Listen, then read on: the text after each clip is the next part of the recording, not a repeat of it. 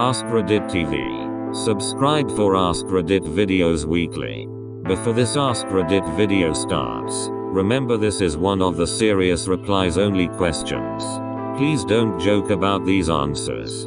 Thank you, and see you soon. r/AskReddit. What are some of the most creepiest/most terrifying missing persons cases? My cousin went missing for about 2 to 3 months when she was 12 years old. She was walking home from school and stopped by a store to buy something to drink. A man stood beside her and started talking to her. She never made any contact with him and never answered his questions. When she got out of the store and walked fast when the guy went behind her and covered her mouth. He then went to a corner and gutted her. He took her into a hidden house in the south of our city. He then harassed her multiple times. At the time no one knew where she was and no one found a body where she was last seen after a month. The police eventually pronounced her dead. After a couple of months, someone told the police about the hidden house they saw when they heard screaming and sobbing inside. She was found and the suspect was jailed. This isn't probably creepy, but it was really terrifying for my cousin. She is 20 now and still in therapy. The disappearance of Lars Mittank. Lars Mittank started acting strangely after getting into a fight while on vacation in Bulgaria.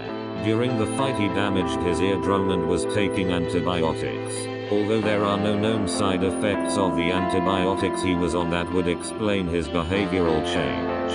Due to his damaged eardrum he stayed behind after his friends left so he would have a few days to heal and a doctor could re-examine his ear before getting onto the plane.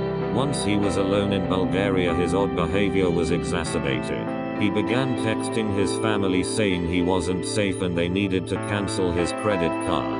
When he arrived at the airport to fly home he went to first see a doctor to get approved to fly with his injury. Apparently there was a doctor's office in the airport.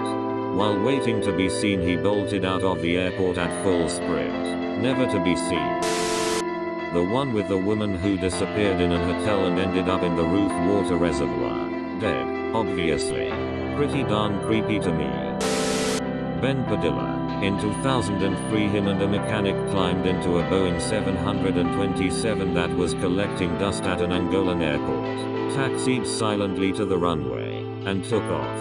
No trace of the plane or the men has ever been found. Kristen Smart went to a college party and was walked back to her dorm building by 3 students.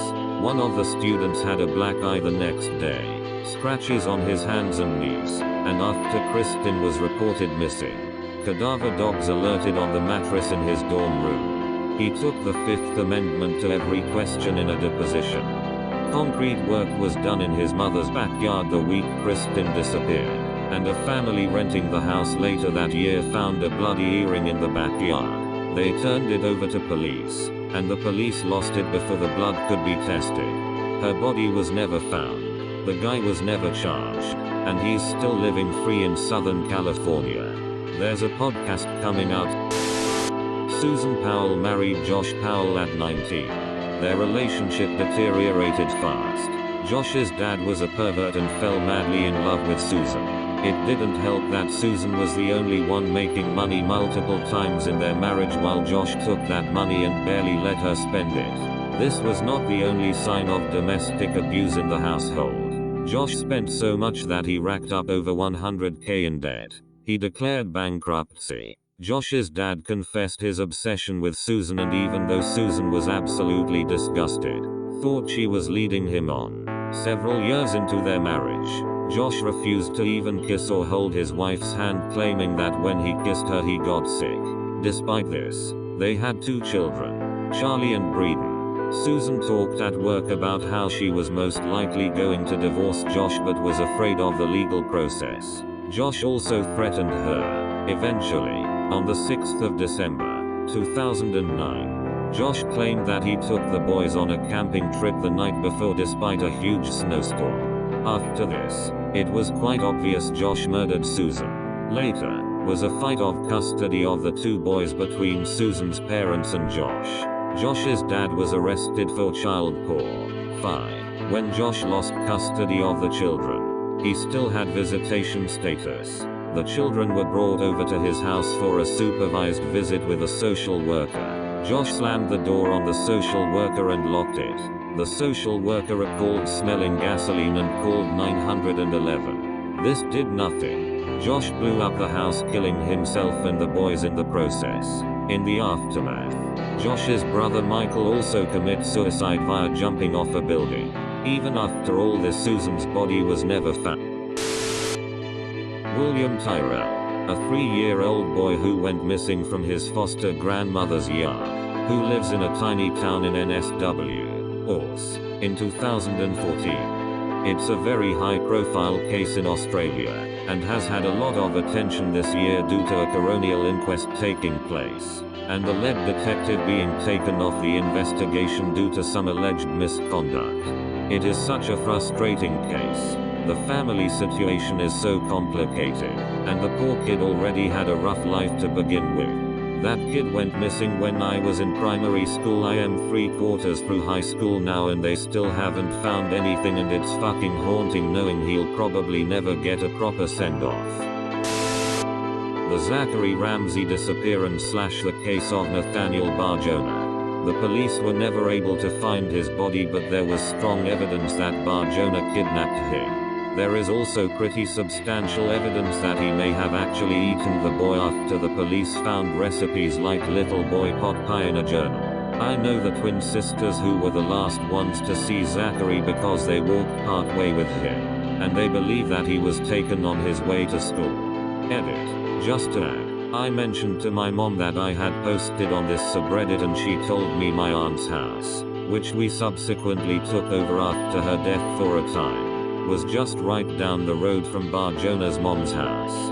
Edit number 2. I spoke with my grandmother about this case as well, and she mentioned to me that a lot of people in town didn't think he could be the suspected criminal because of his weight. A lot of people thought that you had to be rather fit or have a high stamina to be a serial killer. Also, a lot of people didn't think he could be the rapist because of the stigma that obese people have no inherent sexual desires.